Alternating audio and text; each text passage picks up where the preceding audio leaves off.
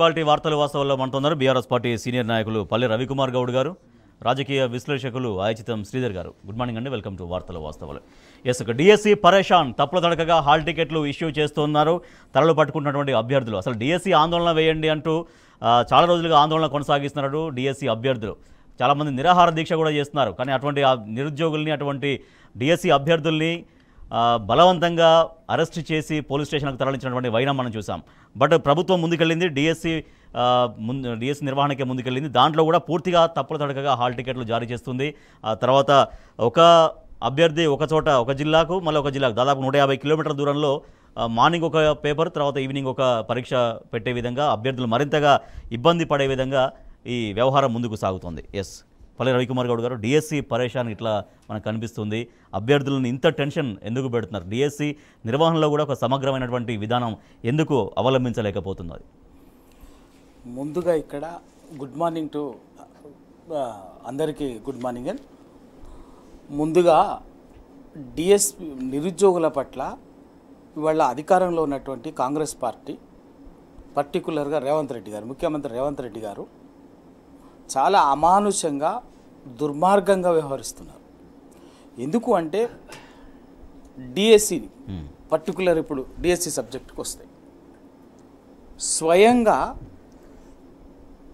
AICC అగ్రనాయకురాలు Priyanka Gandhi గారే సరూనగర్ స్టేడియంలో youth డిక్లరేషన్లో చాలా స్పష్టంగా చెప్పింది, మేము అధికారంలోకి వస్తే 25,000 ఉపాధ్యాయ ఖాళీలను భర్తీ చేస్తాం, మెగా డిఎస్సి వేస్తాము అని చెప్పి మాట్లాడి, రేవంత్ రెడ్డి గారు, రాహుల్ గాంధీ గారు నిరుద్యోగులు గాంధీనగర్లో ఉంటే గాంధీనగర్లు, అశోక్ నగర్లో ఉంటే అశోక్ నగర్లో, చిక్కడపల్లి లైబ్రరీకి స్వయంగా రాహుల్ గాంధీ తీసుకుపోయి నిరుద్యోగులతో కూర్చొని మాట్లాడినారు. కానీ ఇవాళ అదే రేవంత్ రెడ్డి ఆ రోజు ఇచ్చిన హామీలు, జాబ్ క్యాలెండర్ చేయమని చెప్పి, తర్వాత 2 లక్షల ఉద్యోగాలు భర్తీ చేయాలని చెప్పి, మెగా డిఎస్సి వేయాలని, గ్రూప్ 1 ఉద్యోగాలు 1:100 ప్రిలిమినరీ నుంచి మెయిన్ ఎగ్జామ్స్కి ఎంపిక చేసే దాంట్లో 1:50 నుంచి 1:100కి పెంచాలని, తర్వాత గ్రూప్ 2 ఉద్యోగాలు ఒక 1,500 పెంచాలని చెప్పేసి అవన్నీ కూడా ఆ రోజు అవి మాట్లాడి వాటి కోసము గడిచిన 3-4 నెలలుగా నిరుద్యోగులు స్వచ్ఛందంగా, ఏ రాజకీయ పార్టీలతో సంబంధం లేకుండా స్వచ్ఛందంగా రోడ్లెక్కి, ఆ రోజు కేసీఆర్ గారు టీఆర్ఎస్ ప్రభుత్వం ఉన్న రోజు ఎవరైతే లీడ్ చేసినటువంటి పిల్లలు, ఉద్యోగార్థులు ఉన్నారో వాళ్ళే ఇవాళ మాట్లాడి ఉన్నారు. ఇవాళ రేవంత్ రెడ్డి గారు మొన్న 3 రోజుల క్రితం మాట్లాడిన మాట ఏంటంటే, అంత దుర్మార్గంగా అంటే నిరుద్యోగులు కాదట వీళ్ళ వెనక ఎవరో ఉన్నారట, వీళ్ళని అసలు రోడ్డు మీదకి వచ్చి ఆందోళన చేస్తున్నటువంటి వాళ్ళు, ఉద్యోగాలు పెంచమని చెప్పేటోళ్ళు, మెగా డిఎస్సి వేయాలనేటోళ్ళు, డిఎస్సి వాయిదా వేయాలని చెప్పేటటువంటి వాళ్ళు అందరూ కూడా ఏంటంటే కేవలం కోచింగ్ సెంటర్ల కోట్ల లాభాల కోసము, కోచింగ్ల కోసం మాట్లాడుతున్నానని చెప్పేసి ఒక ముఖ్యమంత్రి చాలా దుర్మార్గంగా ఆయన వాడిన భాష కూడా ఎంత అది ఉన్నది. ఒక్కసారి ఆలోచించుకోవాలి, గుండె మీద చెయ్యేసుకొని ఆలోచించుకోవాలి.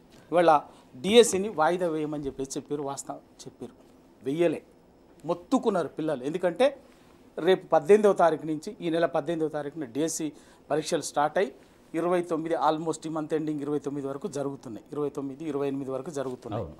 ఆ తర్వాత వెంటనే ఎందుకు వాయిదా వాళ్ళు వేయమనడానికి కూడా ఏంటంటే, మళ్ళీ ఒక 10 రోజుల గ్యాప్ తోటే మళ్ళీ 7వ తారీఖు, ఆగస్టు 7వ తారీఖు, 6వ తారీఖు నుంచో గ్రూప్ 2 స్టార్ట్ అవుతున్నాయి.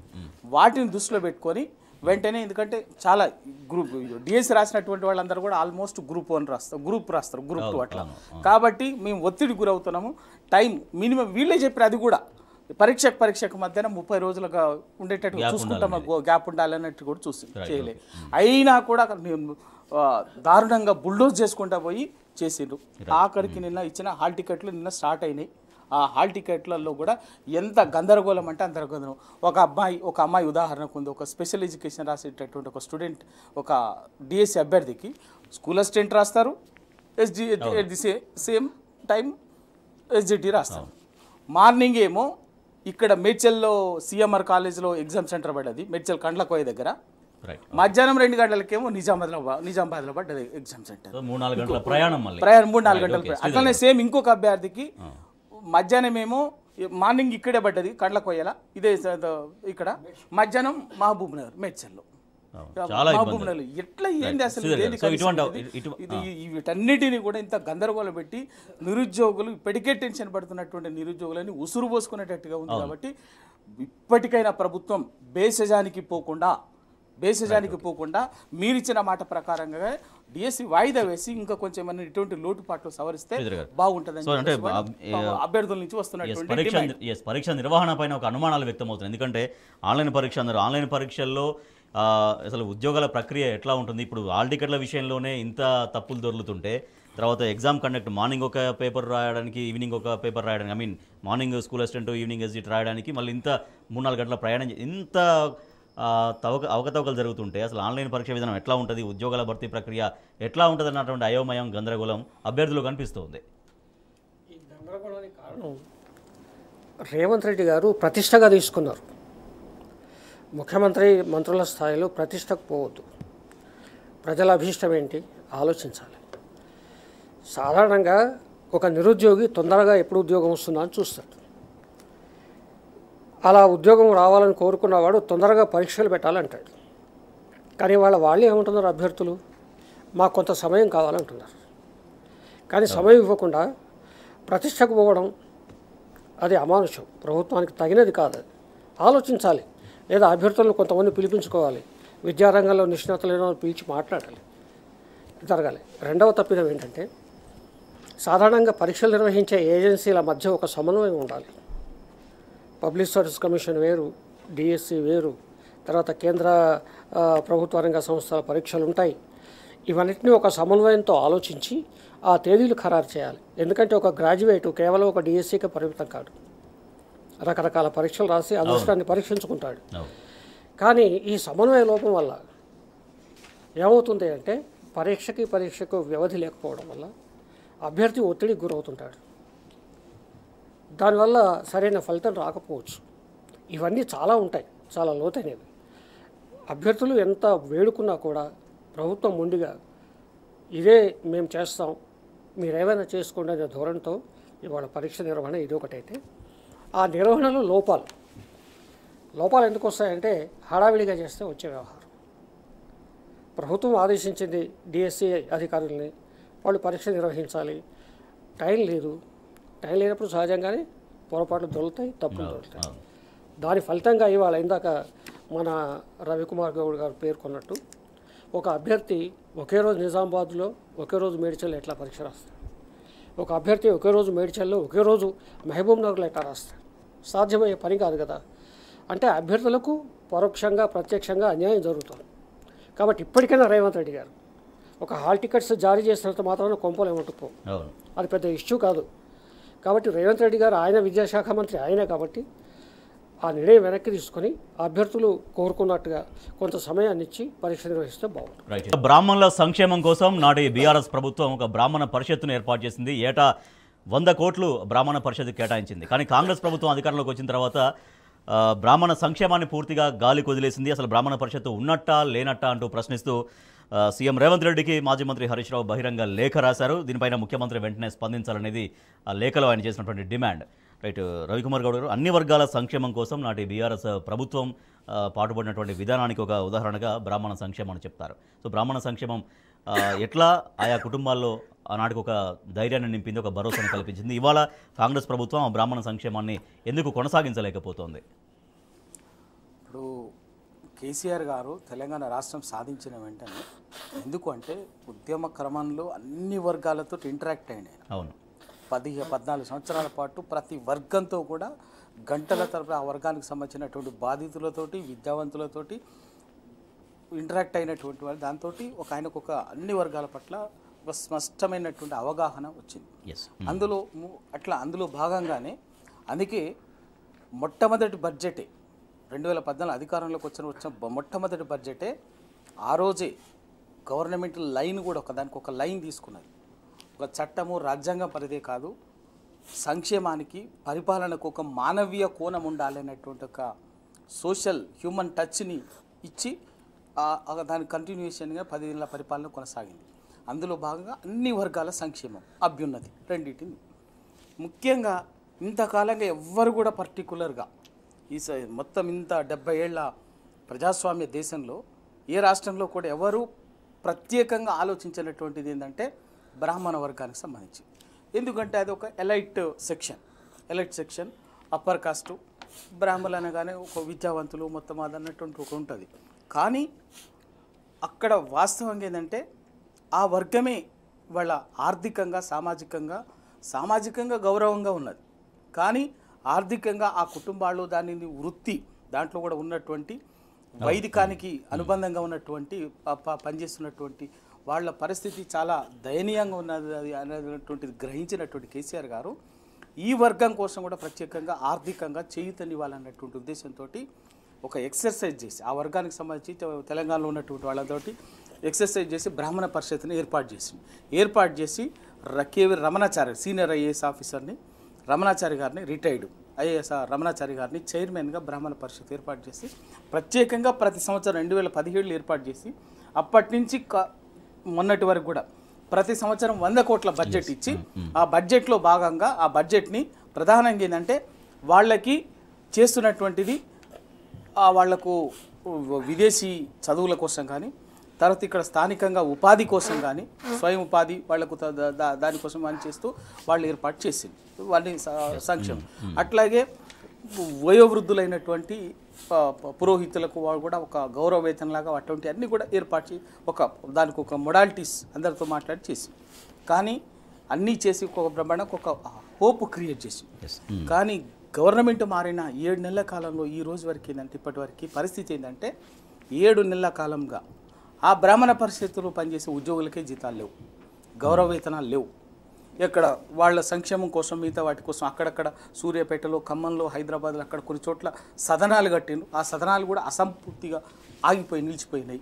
వీటన్నిటిని దృష్టిలో పెట్టుకొని ఇవాళ నిన్న హరీష్ రావు గారు ఈ పరిస్థితిని అర్థం చేసుకొని ఒక మంచి ఉద్దేశంతో ఈ ప్రయత్నం చేసినాం. దాన్ని అసలు ఏం అగమ్య గోచరంగా తయారు చేశారు. ముఖ్యమంత్రి గారు దీన్ని రాజకీయాలకు వాటికి ఆ కోణంలో ఆలోచించకుండా ఈ బ్రాహ్మణ పరిషత్తు దాని సంకల్పాన్ని దాంట్లో చాలా మంది పేద కుటుంబాలు చాలా ఉన్నాయి. జీవిక అంటే జీవనం కొనసాగించలేనటువంటి స్థితిలో కూడా ఉన్నటువంటి జీవితాలు చాలా ఉన్నాయి. గౌరవంగా ఉన్నటువంటి వాళ్ళు ఉన్నారు కానీ చెప్పుకోలేకుండా, ఎందుకంటే మిగతా వర్గాల్లాగా మేము ఈ స్థితిలో ఉన్నామని చెప్పేసి మిగతా వర్గాలేమో ఓపెన్గా ఉంటాయి, ఏమో గాంభీర్యంగా ఉండేటటువంటి వర్గం ఇది సామాజిక వర్గం.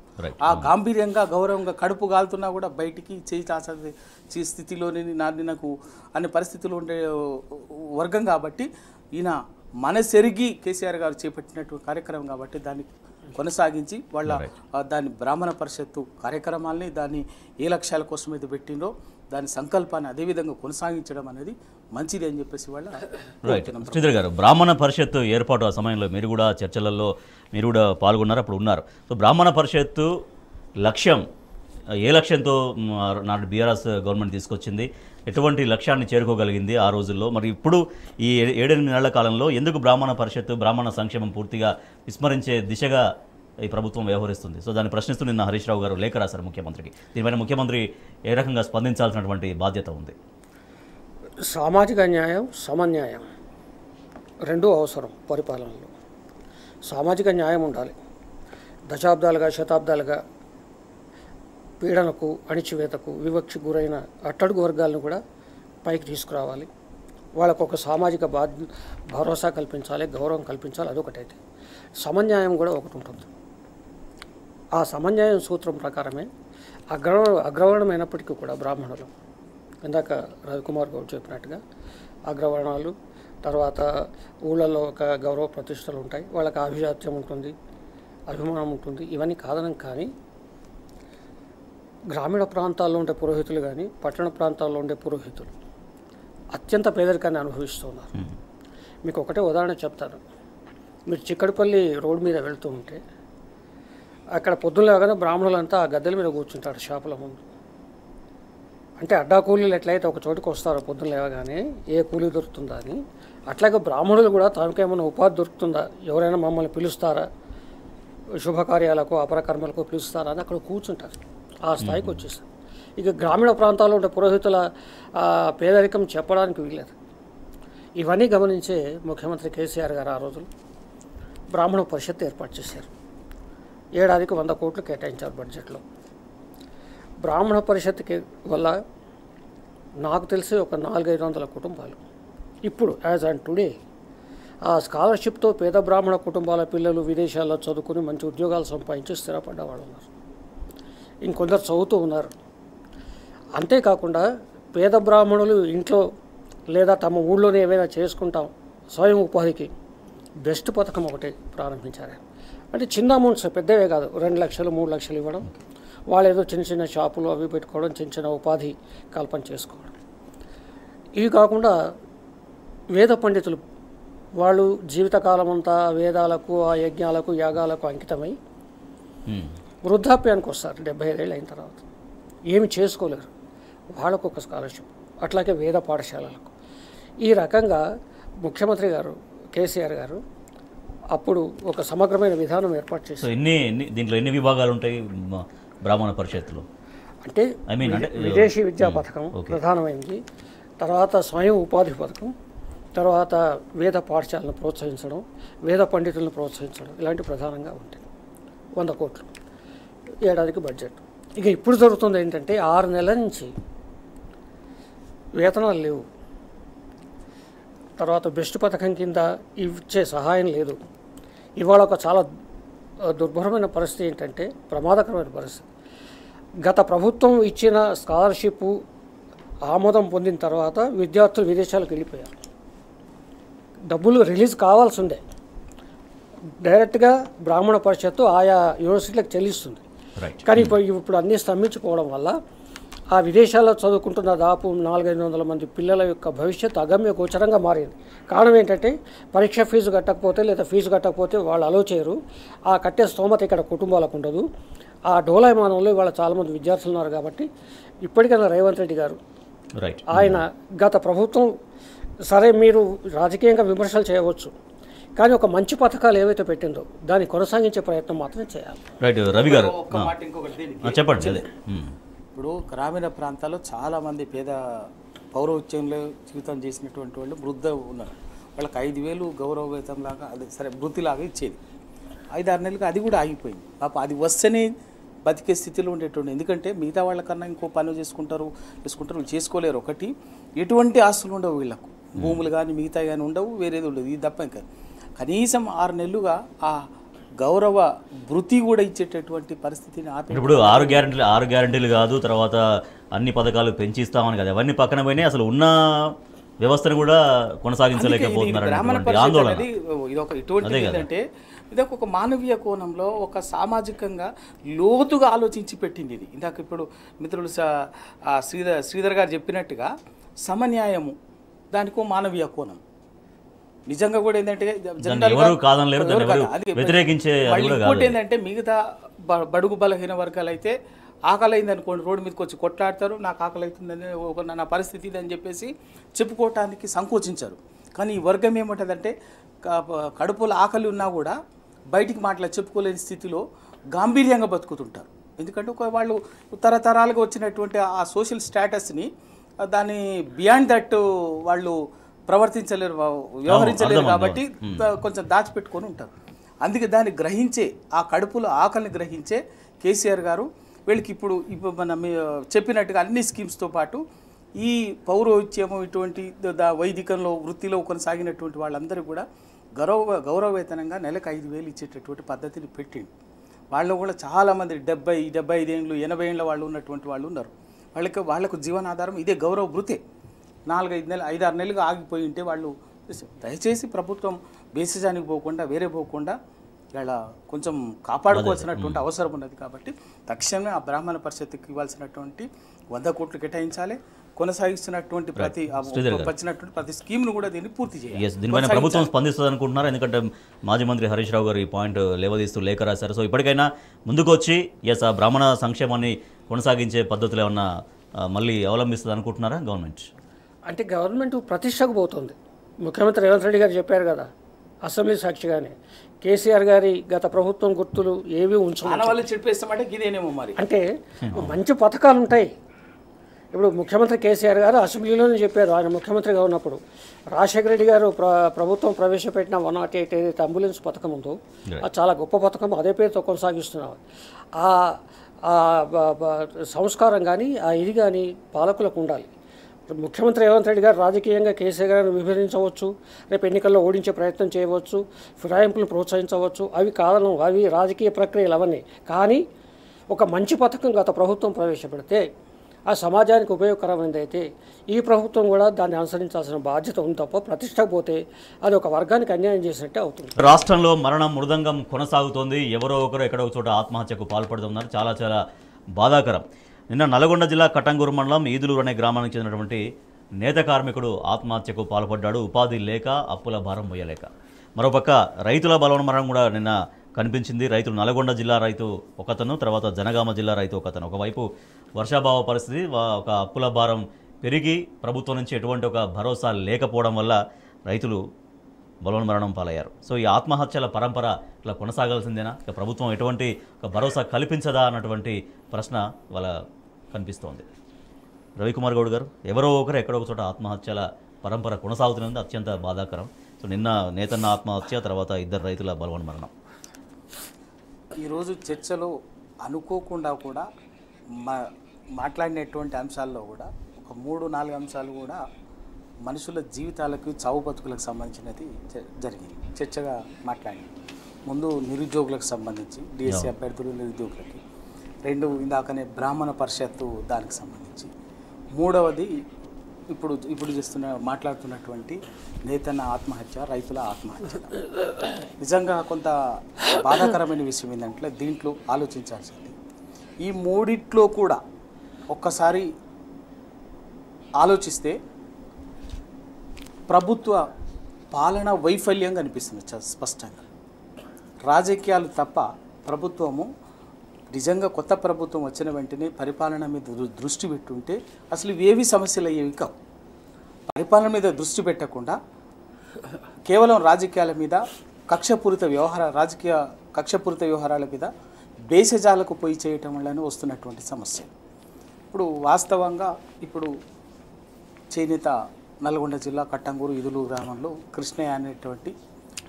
శంకరయ్య అనేటువంటి చేనేత కార్మికుడు ఆత్మహత్య చేసుకున్నాడు. చాలా చిన్న సమస్య నిజంగా ఎందుకంటే అదే 10 ఏళ్లలో ఇవాళ లేవు, ఆగిపోయినాయి. అంతకుముందు తెలంగాణ అంటేనే ఆత్మహత్యలు, నిరంతరం ఆత్మహత్యలు, వీటితో ఉన్నటువంటి దాన్ని మొత్తం ముందు ఫస్ట్ భరోసా కల్పించింది కేసీఆర్ గారు. ఏంటంటే మీరు ఎవ్వరు కూడా ఇంత కష్టం వచ్చినా కూడా చావు అన్నది వద్దు, కాపాడుకుందాం, కడుపులు పెట్టి అందరం కాపాడుకుందాం, సాధించుకుని తెలంగాణ అని చెప్పి ఒక నమ్మకాన్ని కలిగించింది. దాని తగ్గట్టుగానే సంక్షేమ కార్యక్రమాలు, అభ్యున్నతి కార్యక్రమాలు చేయడంతో ఎప్పటికప్పుడు ఏదైనా సమస్య వస్తూ కూడా వచ్చింది. అందుకే చేనేత రకరకాల కార్యక్రమాలు టేకప్ చేయడం వల్ల ఇవాళ వచ్చేసి ఇవాళ ఏమైపోయిందంటే మళ్ళీ అటు రైతులకు కావచ్చు, ఇప్పుడు చేనేత కార్మికులు కావచ్చు, మిగతా వాళ్ళకి కావచ్చు, పరిపాలన అనేది సమస్యల మీద దృష్టి పెట్టకుండా, పరిపాలన మీద దృష్టి పెట్టకుండా, ఆ సమస్యకున్న ఉత్పన్నమవుతుంది అనేది ఇప్పుడు సీజన్ వచ్చింది రైతాంగం. అదే రైతు బంధు, రైతు భరోసా, మిగతా రైతు బీమా ఇవన్నీ కూడా చేసి ఉండుంటే, సమయానికి చేసి ఉంటుంటే వానికి చిన్న విషయం ఆ టైంకు. ఒక్కోసారి అంటే 5-10 వేలకే ఇబ్బంది పడుతుంటారు. అది దొరకను, ఇంకా అప్పు బుట్టకను, అప్పటికే అప్పు చేస్తున్నారు ఉంటారు. ఇంకో కొత్తగా లేకుండా ఏమిటంటే ఆ క్షణానికి ఏం చేయలేని పరిస్థితుల్లో ఒక శూన్యంలో ప్రభుత్వం నుంచి భరోసా ఏదైనా ఇంకోటి కూడా ఒక చాలా క్షేత్రస్థాయిలో పనిచేసుకునేటువంటి వాళ్ళకి ఏముంటుందంటే నాకేమైనా కష్టం వస్తే ప్రభుత్వం ఏమైనా కొంచెం ఏమైనా సహాయం చేస్తుందేమో, నాకు అండగా నిలబడుతుందేమో అన్నటువంటి నమ్మకం ఉంటే కూడా ఇటువంటి నిర్ణయాలు తీసుకోరు. కానీ అదే జరిగింది కేసీఆర్ గారి. కానీ వీళ్ళు వచ్చిన వెంటనే ఏమిటంటే వ్యవసాయాన్ని, సాగునీటిని మొత్తం ఎంతసేపు రాజకీయాల కోసం మాట్లాడటం తప్ప కనీసం ఈ పని చేసేటటువంటి పరిస్థితులకు వీళ్ళ ఆత్మహత్యల బాధాకరమైన విషయం ఏంటంటే ఆత్మహత్యల పరంపర మొదలైంది వాళ్ళ. అది మనం చూస్తూనే ఉన్నాం. చేనేత కార్మికులు వాడు తర్వాత ఇది వీడు ఇక్కడ మీరు చూడండి ఇక్కడ ఇదివరకు ఎక్కడైతే ఏ పాకెట్స్లో అయితే జరిగినాయో మళ్ళీ కూడా అది వాళ్ళు చేరిన నల్గొండ మళ్ళీ తర్వాత రైతు ఆత్మహత్యలు చందంపేట గిరిజన రైతు ఇప్పుడు దేవరకొండ ప్రాంతం చేసినటువంటి ఒక గిరిజన కౌలు చిన్న చేసుకున్నాడు ఏం చేయలేక రైతు తర్వాత జనగామ పాలకుర్తి ఈ పరిస్థితి ప్రభుత్వం భరోసా కల్పించేట పరిపాలన మీద దృష్టి పెట్టి భరోసా కల్పించేటటువంటి పని చేయాలి. నీళ్ళు ఇవ్వటము, కరెంట్ ఇవ్వటము, తర్వాత వాళ్ళకి ఏదో పెట్టుబడి సాయంగా అటువంటి చేసేటువంటి చేయాలి. ఆ పని చేయకపోవడం వీటి కారణమైంది. ఆ వర్గాలు ఎందుకు అంత ధైర్యాన్ని కోల్పోతున్నాయి? ఇప్పుడు నేత కార్మికుల ఆత్మహత్యలు మనం చూస్తున్నాం, రైతుల ఆత్మహత్యలు మనం చూస్తున్నాం. సో ఎందుకు వాళ్ళకి అందాల్సినటువంటి పథకాల అందడంలో వైఫల్యం అనేది దీనికి చాలా కారణంగా కనపడుతుందా ఏమన్నా? అంటే ప్రభుత్వం ఏదైనా ప్రాధాన్యాలు ఉంటాయి, 1 2 3 4 5 6 అని పెట్టుకుంటాడు. ఆ ప్రాధాన్య క్రమంలో ఇందాక రవికుమార్ గౌడ్ చెప్పినట్టుగా ప్రస్తుత ప్రభుత్వం ప్రాధాన్యం ఏంటంటే పార్టీ ఫిరాయింపులు, ఢిల్లీ యాత్రలు, ఈ రెండే తప్ప ప్రధానంగా ఇంకేవి కనిపించట్లేదు. మీరు పత్రికలు తిరిగి చూడండి. ఈనాటికి కూడా ఒక మధిర నియోజకవర్గంలో ఒక రైతు వీడియో పెట్టి ఆత్మహత్య చేసుకుంటే అక్కడి కాంగ్రెస్ నాయకులే నా మరణానికి కారణమని చెప్పినప్పటికీ ఒక్క భట్టి విక్రమార్క గారు దర్శించడం తప్ప, ఆ రైతు కుటుంబాన్ని పరామర్శించడం తప్ప, అంటే పరామర్శించి వెంటనే ఎవరైతే నాయకత్వం పోతుంది ప్రకటించిందో పోతుండే కానీ బయలుదేరంగా నేను అప్పటికప్పుడు ఆ తర్వాత అది షెడ్యూల్ కాదు కూడా, ఉప ముఖ్యమంత్రి షెడ్యూల్ కూడా లేదు, హడావిడిగా వెళ్ళాల్సి వచ్చింది. అది తప్ప ఏ మంత్రి కూడా, ఏ ముఖ్యమంత్రి కూడా ఈరోజు వరకు ఆత్మహత్యలు చేసుకున్న రైతన్న కుటుంబాలను పరామర్శించడం కానీ, నేతన్న కుటుంబాన్ని పరామర్శించడం కానీ చేయలేదు. కారణం ఏమిటంటే గత ప్రభుత్వం ఏవైతే సంక్షేమ అభివృద్ధి పథకాలు ఈ సామాజిక వర్గాలకు ప్రవేశపెట్టిందో, ప్రధానంగా నేతన్నలకు, రైతన్నలకు, అవన్నీ ఇవాళ ఏమీ కనిపించట్లేదు. కనిపించినప్పుడు ఒక పేరింటి యజమాని ఒక భయానికి లోనప్పుడు ఏం చేస్తాడు? సహజంగానే ఆత్మహత్యకు పాల్పడే ప్రయత్నం చేయడు. పాల్గొని స్థితి అది చాలా బాధాకరమైన అంశం. ఎందుకంటే ఈ సమాజంలో, ఈ రాజ్యాంగం అమలవుతున్న ఈ దేశంలో ఒక రైతు, ఒక నేతన్న ఆత్మహత్య చేసుకున్నాడంటే ప్రభుత్వాలు సిగ్గుపడాలి. గత 10 ఏళ్ల కాలంలో కేసీఆర్ గారి ప్రభుత్వ హయాంలో ఆత్మహత్యలు తగ్గినాయి. కానీ ఇవాళ కనిపిస్తుంది ఏంటంటే తెలంగాణ ఏర్పడక ముందు ఏదైతే దృశ్యాలు మనం చూస్తున్నామో, ఏవైతే వార్తలు వింటున్నామో, పత్రిక తెరవగానే, టీవీ ఆన్ చేయగానే ఆ దృశ్యాలు, ఆ వార్తలు, ఆ బాధాకరమైన సన్నివేశాలు కనిపిస్తున్నాయి. ఇది బాధాకరం. ఇప్పటికైనా రేవంత్ రెడ్డి గారు ప్రాధాన్య క్రమంలో మరి రైతన్నల పరిస్థితి ఏంటి, నేతన్నల పరిస్థితి ఏంటి, బడుగు బలహీన వర్గాలు ఏ స్థాయిలో ఉన్నాయి, ఎట్లా ఉన్నాయి, వాళ్ళకి అందాల్సిన పథకాలు ఏంటో ఆలోచించకుండా ఈ మినమేషాలు ఎక్కిస్తూ ఢిల్లీ యాత్రలు చేస్తే మాత్రం ప్రజల ఆగ్రహానికి గురి కావాలి. రైట్ రవికుమార్ గారు, మరొక ఆందోళన కలిగించిన అంశం ఏంటంటే గురుకుల విద్యార్థులను ఎలుకలు గరుస్తున్నాయి. వాళ్ళు చాలా భయభ్రాంతులకు గురవుతున్నారు. వాళ్ళ ప్రాణాలకు కూడా నిజంగా ఒక్కోసారి ప్రమాదం అవుతాయి. దాన్ని పాయిజన్ అయితే చనిపోవడానికి కూడా ఆస్కారం ఉంటుంది ఎలుకలు గరిచినా కూడా. సో రామాయంపేట ఘటన మరొక ముందే నర్సాపూర్లో సేమ్ సీన్ రిపీట్ అయింది. 4 గురుకుల విద్యార్థుల్ని ఎలుకలు గరిచినాయి. వాళ్ళు గుట్టు చెప్పకుండా ట్రీట్మెంట్ చేయించారు ఒకటి. అయితే అదే గురుకులాల్లో మళ్ళీ జనగామ సంబంధించిన గురుకులాల్లో విద్యార్థులందరూ గోడ దూకి 19 మంది పరారయ్యారు. మేము గురుకులాల్లో ఉండలేము అనేటువంటిది. అంటే సీనియర్ విద్యార్థుల వేధింపులు, ఉపాధ్యాయుల వేధింపులు భరించలేక ఎందుకు గురుకుల వ్యవస్థ అనేది ఒక సమర్థవంతంగా ఎందుకు నిర్వహణ జరగలేకపోతుంది? కేసీఆర్ గారు గురుకుల విద్యా వ్యవస్థను చాలా పటిష్టంగా, ఒక ప్రతిష్టాత్మకంగా టేకప్ చేయడం జరిగింది. ఎందుకంటే ఎస్టీ, బీసీ, ఈ మైనారిటీ వర్గాలు, ఈ బడుగు బలహీన వర్గాల పిల్లలు, వీళ్లకు సంక్షేమము ఎట్లనో దీర్ఘకాలికంగా ఆ వర్గాలని అన్ని రకాలుగా తీర్చిదిద్దాలి. ఉన్నత విద్యావంతులుగా క్వాలిటీ ఎడ్యుకేషన్ అవకాశం ఇస్తే గొప్ప వాళ్ళకి ఎదగడానికి అవకాశం ఇస్తుందని చెప్పేసి దాన్ని టేకప్ చేసిండు. 1070 గురుకుల పాఠశాలలు, విద్యా సంస్థలు పెట్టిండు. దానికి మొత్తం ఒక ప్రైవేట్ కాలేజెస్లో ఎట్లా, స్కూల్స్లో ఎట్లయితే ఫెసిలిటీసు, భోజనము అవి పెట్టి క్వాలిటీ ఎడ్యుకేషన్ దాంతో పోటీపడి వాళ్ళ 6,70,000 మంది పిల్లలు వాళ్ళ గురుకుల పాఠశాలల్లో, గురుకుల విద్యా సంస్థలో చదువుతున్నారు. పోటీపడి కొన్ని లక్షల మంది దానికోసం పోటీపడి పరీక్షలు రాస్తున్నారు. అది దాన్ని ఆ విధంగా 10 ఏళ్లలో తీర్చిదిద్దింది. కానీ వాళ్ళు వచ్చిన వెంటనే ఏం చేస్తున్నారంటే ఈయనకు ఆ వ్యవస్థ మీద ఎందుకో దాన్ని నిర్వీర్యం చేసేటటువంటి ఉద్దేశం ఉంది. బహిరంగంగానే మొన్న మాట్లాడాడు ముఖ్యమంత్రి గారు రేవంత్ రెడ్డి గారు ఈ మధ్య కాలంలో. గురుకుల విద్యా వ్యవస్థ వల్లనట పేరెంట్స్కు టీచర్కి మధ్యన, పేరెంట్కు స్టూడెంట్కి మధ్యన అభినవ సంబంధం పోతుందట. కాబట్టి సెమీ గురుకుల ఏదేదో అని ఒకటి చెప్పిండు. అంటే దాని మీద ఓవరాల్గా ఆ విద్యా వ్యవస్థను నిర్వీర్యం చేసే కుట్ర అయితే జరుగుతున్నది. ఎందుకు అంటే మనకు ఈ గవర్నమెంట్ వచ్చిన వెంటనే భువనగిరి గురుకుల పాఠశాలలో ఒక అమ్మాయిని, 2 అమ్మాయిలు చనిపోయారు. దాని మీద కనీసం ఎంత పెద్ద ఆందోళన జరిగినా కూడా పట్టించుకున్న పాపన పోలే.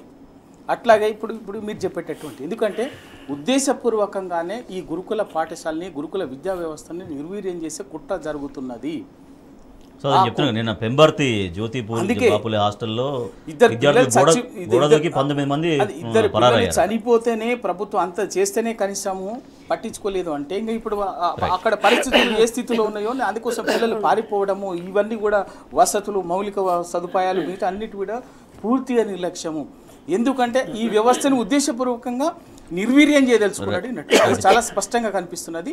ఖచ్చితంగా ఆ గురుకుల విద్యా వ్యవస్థను కనుక ఇటువంటి సమస్యలతోటి ఏమైతే సమస్యలు ఒక్కొక్క దానికి ఒక సమస్య వచ్చిందనుకోండి, పిల్లలు భయానక వాతావరణ పరిస్థితుల్లో బయటకు వచ్చారనుకోండి, పేరెంట్స్ కూడా బలవంతంగా అయితే అక్కడ పంపించారు కదా, మెల్లగా ఒకరి తర్వాత ఒకరు దాని పోతే విద్యా వ్యవస్థ నిర్వీర్యం అవుతుంది. అట్లాగనే కదా ప్రభుత్వ విద్యా వ్యవస్థను నిర్వీర్యం చేసింది. ప్రభుత్వ పాఠశాలని, గ్రామీణ ప్రభుత్వ పాఠశాలను నిర్వీర్యం చేసింది. అట్లనే అయిపోయింది గతంలో.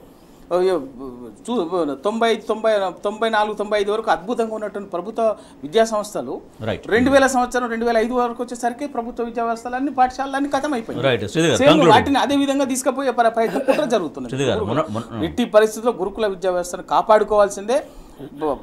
ఈ విషయంలో ముఖ్యమంత్రి రేవంత్ రెడ్డి గారు తన ఆలోచన విధానాన్ని, ధోరణిని మార్చుకోవాలి.